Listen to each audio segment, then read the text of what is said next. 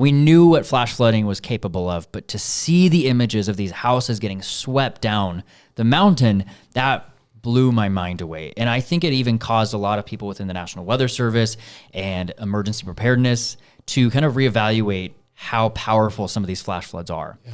So, and how much rain it takes to create these significant flash flood events. So I think that's maybe my number one event. My number two is probably the snowstorm we had in May earlier this year and how much snow they got up in the mountains. I remember sometimes the forecast models would give you crazy amounts of snowfall and they'll be like, oh, we're going to drop 3 feet of snow up into the mountains. And I'm like, yeah, right. May, yeah. Sure. And then it happened, you know? So that blew me away too. And it was amazing to get that much snow late in the season. We thought it would help with the river. We thought it would help with the drought.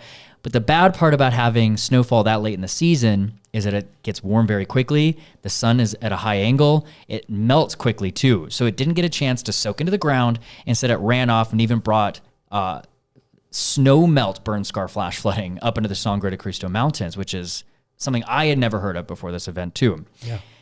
My other one was the severe weather season and the windy season we had this year. We had so many tornadoes in eastern New Mexico, so many severe thunderstorm warnings. In fact, the National Weather Service, all of them here in New Mexico, set a record number of severe thunderstorm warnings in the state this year. And we set a record number of dust storm warnings this year. So the previous record was last year with 41 dust storm warnings issued in New Mexico. This year, they issued 213 dust storm warnings. My gosh. So it was, if you thought that you were hearing about dust storm warnings a lot this year, you were right, because we talked about it every single day. So I would say all of that were some of the most surprising weather events we covered this year.